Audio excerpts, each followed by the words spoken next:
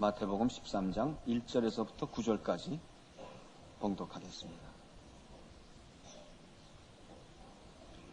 마태복음 13장 1절에서부터 9절까지. 그날에 예수께서 집에서 나가사 바닷가에 앉으심에 큰 무리가 그에게로 모여들거늘 예수께서 배에 올라가 앉으시고 온 무리는 해변에 섰더니 예수께서 비유로 여러 가지를 저희에게 말씀하여 가라사대 씨를 뿌리는 자가 뿌리러 나가서 뿌리새 더러는 길가에 떨어짐에 새들이 와서 먹어버렸고 더러는 흙이 얇은 돌밭에 떨어짐에 흙이 깊지 아니하므로 곧 싹이 나오나 해가 돋은 후에 타져서 뿌리가 없으므로 말랐고 더러는 가시떨기 위에 떨어짐에 가시가 자라서 기운을 막았고 더러는 좋은 땅에 떨어짐에 혹 100배 혹 60배 혹 30배의 결실을 하였느니라. 귀 있는 자는 들으라 하시니라.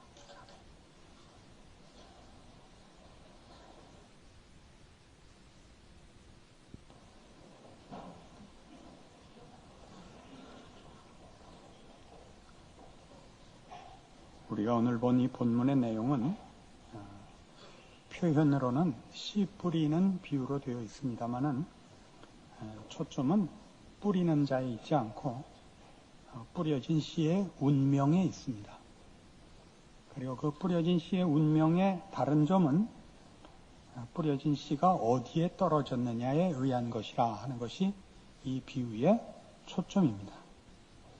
다 같은 말씀이며 다 같은 씨며 다 같이 뿌리워졌음에도 불구하고 길가이기 때문에 돌짝밭이기 때문에 또는 가시떨기 밭이었기 때문에 결실치 못했다는 것이 초점입니다. 처음에 등장하는 4절에 있는 더러는 길가에 떨어짐에 새들이 와서 먹어버렸다. 19절에 이렇게 설명되어 있습니다. 아무나 천국 말씀을 듣고 깨닫지 못할 때는 악한 자가 와서 그 마음에 뿌리온 것을 빼앗나니 이는 곧 길가에 뿌리온 자라 이렇게 되어 있습니다. 길가에 뿌리웠다는 것은 전혀 씨가 뿌리를 내리지 못하고 말하자면 심기워지지 않은 것을 말합니다.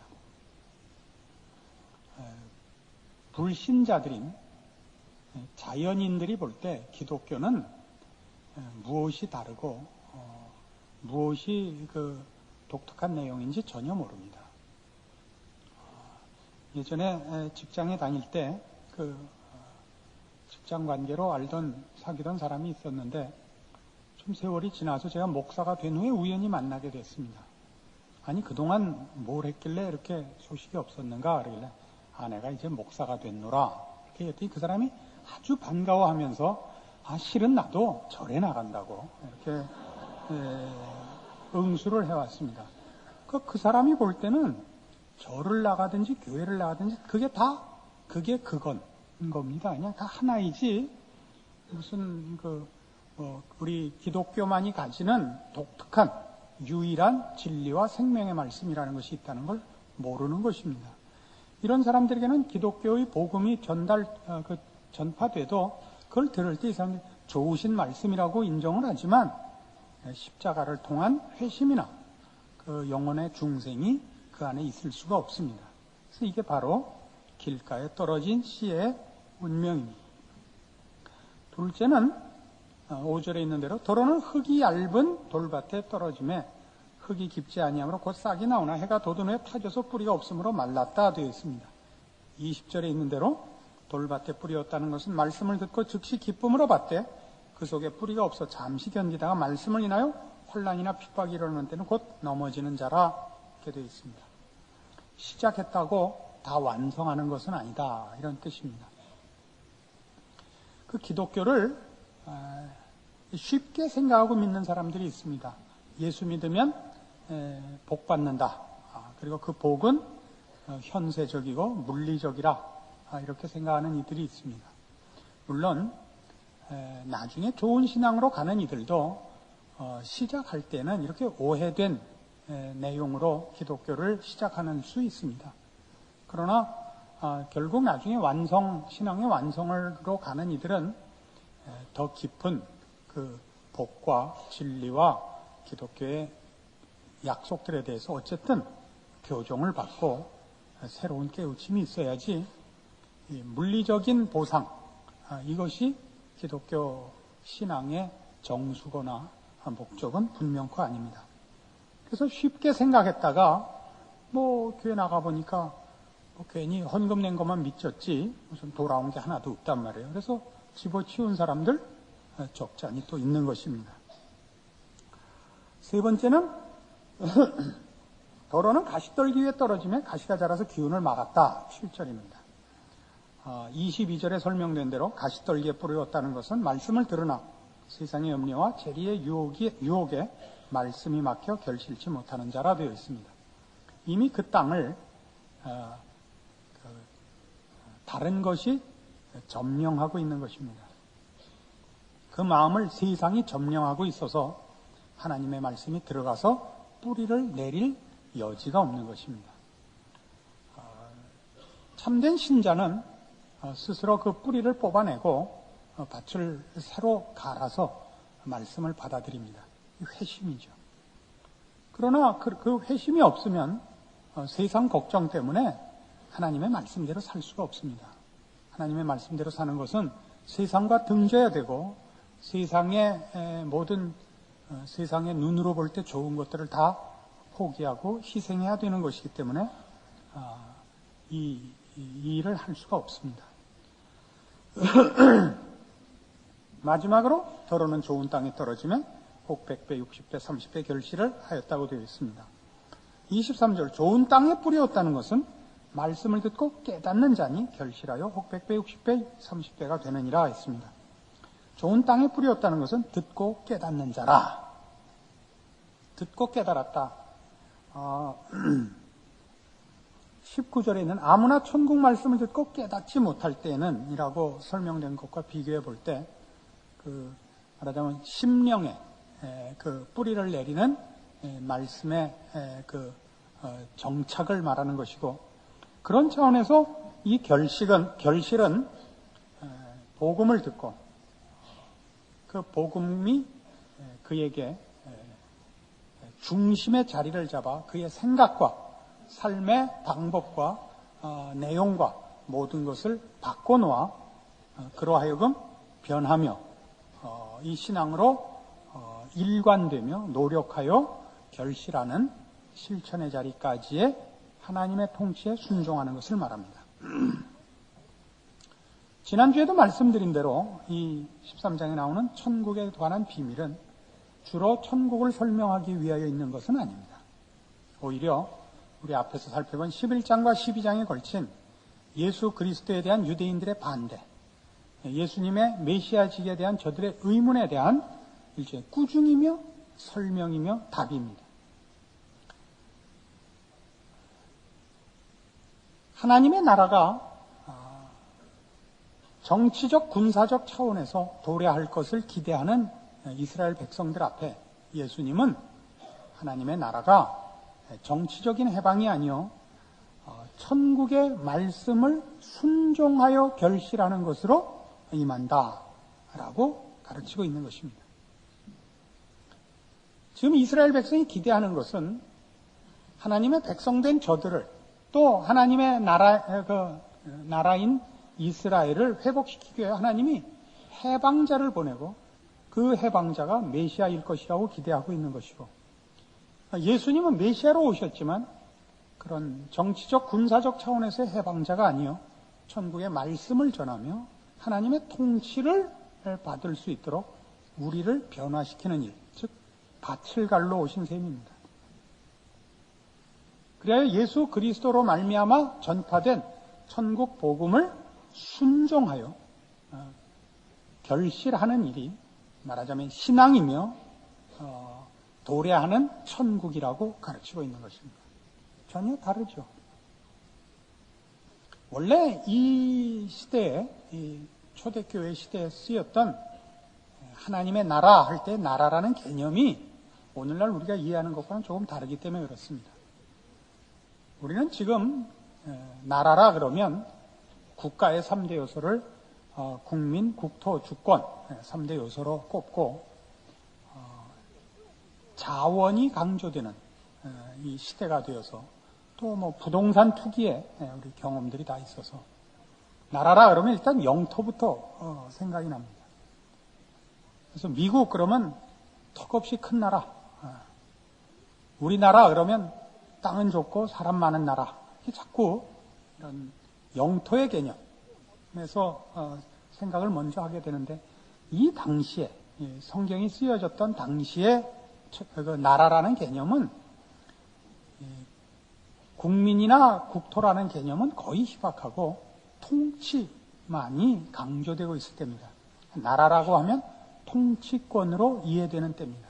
왜냐하면 나라를 다스리는 왕이 온 영토와 백성의 소유자였기 때문에 그렇습니다. 그 유명한 말이 있죠. 짐이 곧 국간이라. 전두환 씨가 그렇게 얘기한 걸로 저는 기억하고 있습니다만, 예전엔 다 그랬던 것입니다. 왕이라는 것은 왕권을 가짐으로써, 그 나라의 통치권을 가짐으로써 그 나라의 모든 것의 소유주가 됐던 것입니다.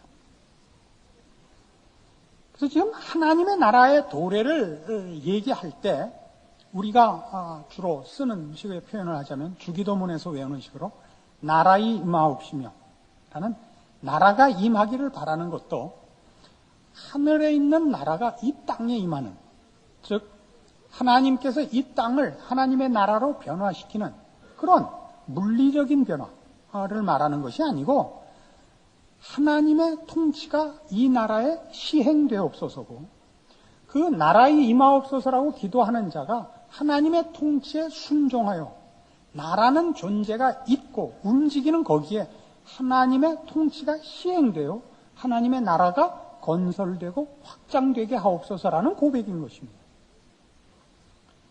한국에 나와 있는 주한 미국 대사관은 미국의 영토요, 미국입니다. 왜냐하면 미국의 통치권이 적용되는 곳이기 때문에 그렇습니다.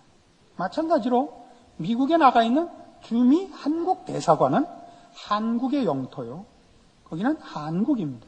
우리나라의 통치권이 시행되는 곳이기 때문에 그렇습니다. 그래서 천국이 임한다 할 때는 이스라엘 백성들은 하나님의 통치가 물리적인 차원에서 정치적, 군사적 해방으로 그 나라가 건설되어 하나님의 통치가 시행되는 그런 미래를 기대했고, 예수님께서 오셔서 하시는 말씀은 영토와 무슨 이런 해방, 물리적인 영역을 구축하는 것보다 그 나라의 백성을 불러 하나님의 통치가 순종하는 그 백성들로 인하여 시행되는 것으로 하나님의 나라가 도래하며 정착되며 확장된다고 가르치고 있는 것입니다. 이것이 씨 뿌리는 비유에서 가장 중심되는 사상입니다. 그래서 당시 유대인들이 그랬던 것처럼 오늘날 우리 예수 믿는 자들에게도 예수 믿는 문제에서 가장 어려운 건 뭐냐면, 몇 주 연속 이 지적을 합니다마는, 우리는 예수를 믿으면 이 신앙이, 우리가 하나님 앞에 바치는 이 신앙의 열심과 진지함으로 하나님께서 우리에게 물리적인 보상을 해줄 것이라고 기대를 하는 겁니다. 하나님의 나라가 임하는 거죠. 내가 하나님께 순종하고 하나님께 합당하게 신앙생활을 함으로써 하나님께서 나에게 그런 물리적인 보상을 해줄 거라고 기대를 한단 말입니다. 믿어보니까 그렇지 않죠. 예수를 열심히 믿는다고 무슨 병이 낫거나 뭐 그런 일이 없다는 건 아닙니다. 그러나 그게 가장 핵심되는 신앙의 보상도 내용도 아닌 것을 어느 날 알게 됩니다. 그래서 다 어떻게 되어버렸어요. 한국 교회의 신앙은 개판이 됐죠. 한국교회 그러니까 무슨 세계적인 안목을 갖고 얘기하는 것 같습니다. 그게 아니고 우리나라밖에 제가 모르니까 하는 얘기예요.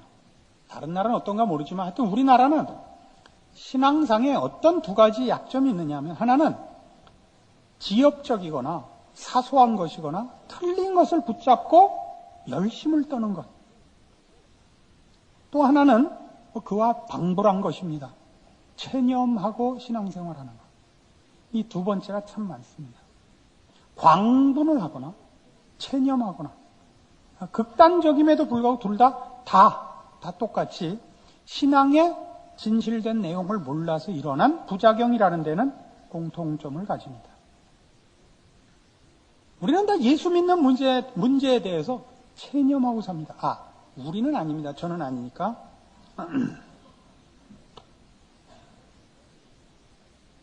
그러나 혹시 정말 하나님 나라가 있을지도 모르고 또 까짓거 죽은 다음 어떻게 될지 모르니까 보험을 드는 마음으로 들어놓고 꼬박꼬박 주일마다 오셔서 보험금을 내고 계십니다. 혹시 한 주라도 빼먹으면 여태껏 낸 게 무효가 될까봐. 그러다 어느 날 깨닫기를 바랍니다. 못 깨달으면 정말 억울하죠. 이 세상에서 제일 불행한 사람이 누구냐면 거지같이 믿어가지고 세상 살면서도 하나도 재미없게 살다 죽어서도 지옥 가는, 이게 제일 억울한 겁니다. 그 다음에 억울한 거는 세상에서 지멋대로 살다가 또 지옥 가는 거.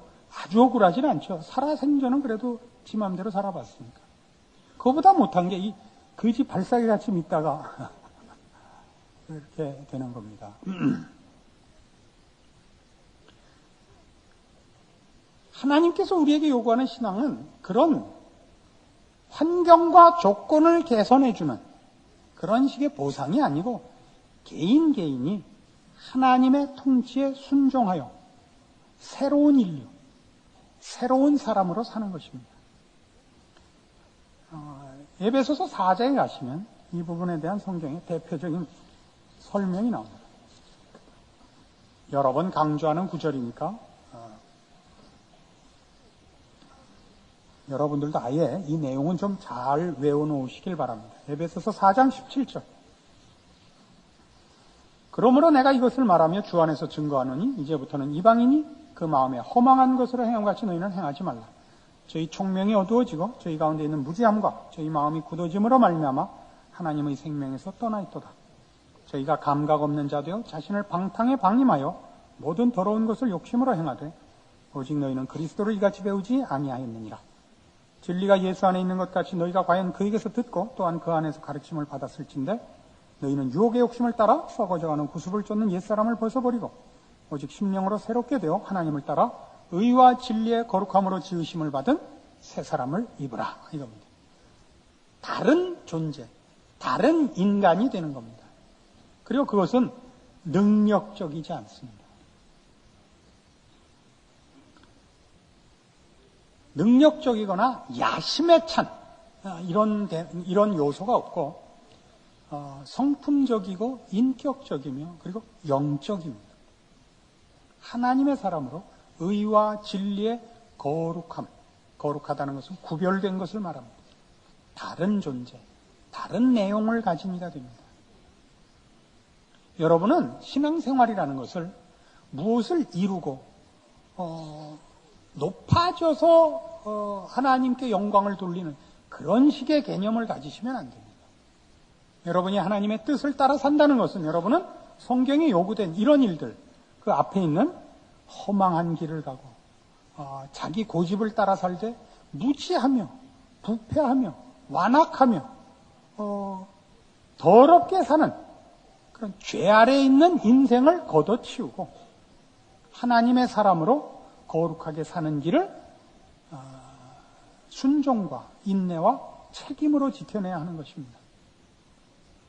여러분의 이 세상에서의 조건이 어떻든, 여러분이 사는 사회에서의 지위가 어떻든, 여러분이 무슨 신체적 기능으로나 사회적 기능으로나 얼마나 여러분이 그 몫을 가졌든 이 일에는 전혀 차이가 없는 것입니다. 의와 진리의 거룩함으로 사는 이 싸움에는 잘났다 못났다 배웠다 못 배웠다 가졌다 못 가졌다 전혀 영향을 끼치지 못합니다. 이 싸움을 하시려는 겁니다. 이 싸움은 만만치 않습니다. 왜요?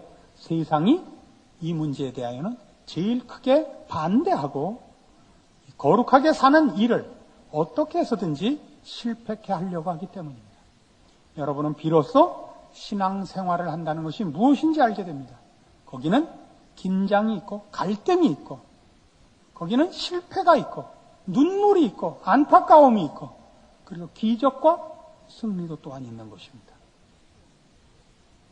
이 싸움을 하지 않으니까 30년 교회를 다니고 50년 교회를 다녔는데 변한 게 없는 겁니다. 끊임없이 하나님 앞에 뭘 달래는 것밖에 할 줄 모릅니다. 주면 하겠다는 겁니다. 돈이나 지위로 하는 신앙 싸움은 없습니다. 우리는 그 빌립보서 4장 13절에 있는 말씀, 여러분 거의 다 외우시죠? 내게 능력 주시는 자 안에서 내가 모든 것을 할 수 있느니라가 사도 바울의 그 큰 힘과 자기가 가진 능력을 자랑하는 것이 아니라 하늘나라의 복음을 전하며 하나님의 종으로 사는 일에 세상이 자기에게 어떤 방해와 박해를 해올지라도 이 말씀과 이 말씀을 이루기 위하여 주께서 인도하시는 그 인도함을 따라 사는 일로 인하여 세상이 하는 반대나 오해나 뒤집어 씌우는 무엇이라도 나는 감당할 수 있다. 감내할 수 있다. 이런 의미에 내게 능력 주시는 자 안에서 내가 모든 것을 할 수 있다지, 무슨 일이 생기든지 나는 다 좋은 것으로 바꿀 수 있다. 금 나와라 뚝딱, 은 나와라 뚝딱을 얘기하는 것은 아닙니다.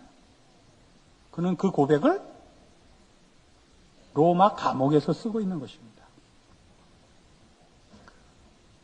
빌립보서 2장에 가시면 이런 의미심장한 요구가 신자들에게 주어집니다. 빌립보서 2장 12절. 그러므로 나의 사랑하는 자들아, 너희가 나 있을 때뿐 아니라 더욱 지금 나 없을 때에도 항상 복종하여 두렵고 떨림으로 너희 구원을 이루라가 나옵니다.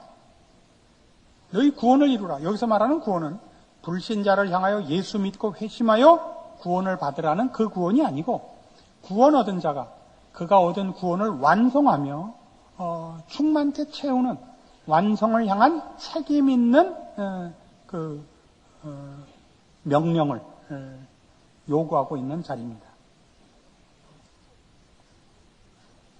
근데 이 구원을 얻은 하나님의 백성들이 복종하여 두렵고 떨림으로 이루어야 할 우리 구원의 완성들, 그 길은 세상적인 능력이나 재주의 길이 아니고 십자가의 길이라 하는 것을 강조하고 있는 것입니다. 12절에 나오는 이 유명한 말씀은 그러므로로 시작되고, 그러므로는 언제나 그 앞에 있는 얘기의 결론인 것입니다. 그 앞에 있는 얘기가 뭐냐? 5절 이하에 너희 안에 이 마음을 품으라 곧 그리스도 예수의 마음이니 그는 근본 하나님의 본체시나 하나님과 동등됨을 취할 것으로 여기지 아니하시고 오히려 자기를 비워 종의 형체를 가져 사람들과 같이 되었고 사람의 모양으로 나타나셨음에 자기를 낮추시고 죽기까지 복종하셨으니 곧 십자가의 죽으심이라 하는 말씀입니다. 우리는 그 유명한 마태복음 16장 24절을 기억해야 됩니다. 아무든지 나를 따르려거든 자기를 부인하고 자기 십자가를 지고 나를 쫓을지니랍니다. 신앙의 길은 자기 부인입니다. 십자가를 지어서 우리 주 예수 그리스도를 증거하는 것입니다. 신앙이 잘못되면 어떤 식의 발상을 하게 되냐면, 믿지 않는 자들이 세상의 것으로 성공하고 승리하는 데 반해서 예수 믿는 이들은 하나님의 힘으로 승리하고 성공한다. 너희 돈이나 권세 갖고 얼마나 높아지나 보자. 우린 믿음으로 더 높아질 수 있다. 이런 식의 발상은 전혀 성경적인 것이 아닙니다. 성경에서 말하는 승리나 성공은 영적인 것이지 물리적인 것이 아닙니다. 예수 믿는 모든 사람들한테 요구하는 일은 다른 사람이 되라고, 그 다른 사람은 하나님을 본받고 의와 진리로 사는 사람이요, 영적인 사람이며 그의 삶의 자세도, 이 일을 추구하는 방법도 십자가의 방법만을 허락받고 있습니다. 다른 방법으로는 안 됩니다. 십자가의 길은 뭐냐?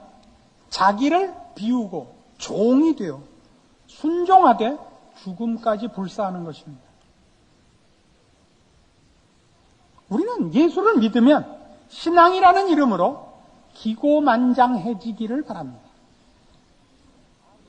세상 사람들보다 더 성공을 해야 예수 믿은 자존심이 채워지며 하나님께도 영광이 된다고 생각합니다.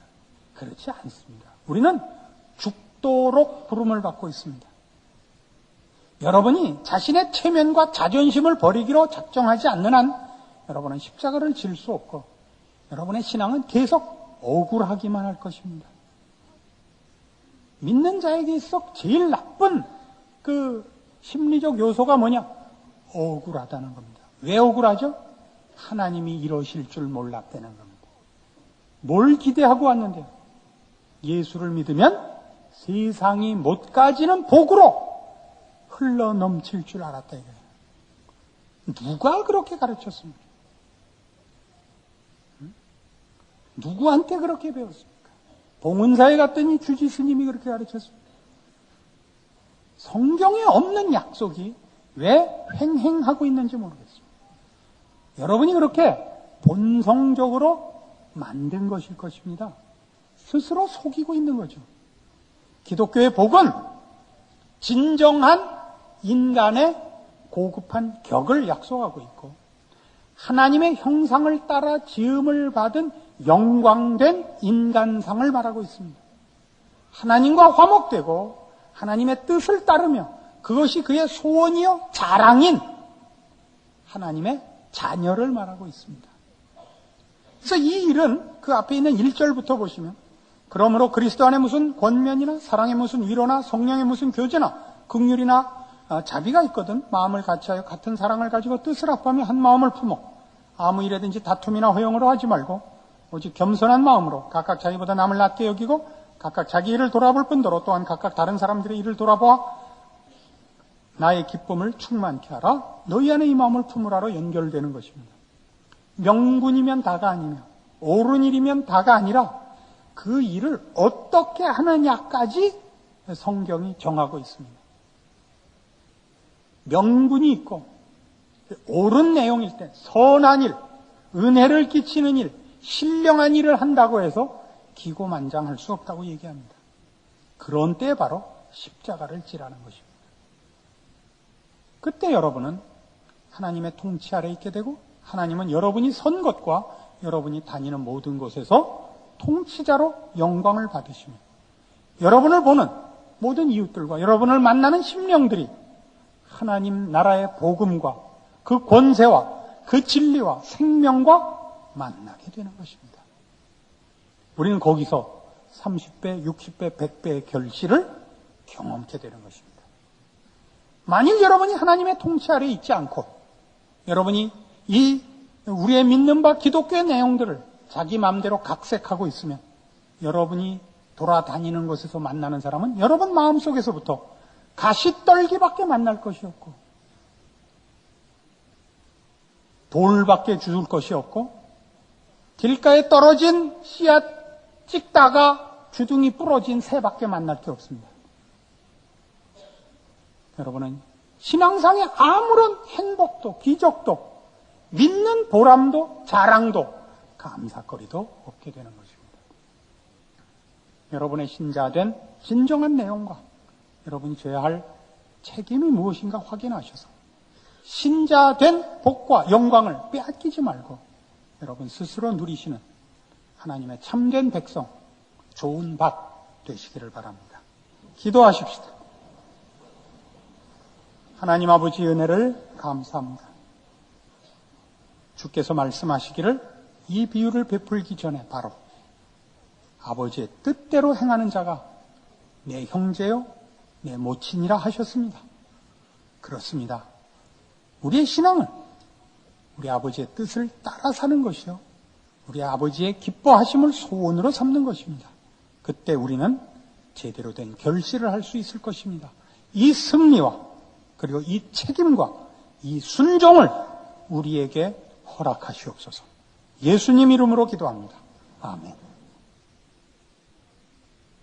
지금은 우리 주 예수 그리스도의 은혜와 하나님 아버지의 극진하신 사랑과 성령님의 교통하심이 주의 뜻을 따라 살며 그래서 주의 통치를 받으며 순종하며 인내하며 실천하기로 마음에 굳게 약속하고 돌아가는 심령들 위해 영원토록 함께 있을지어다.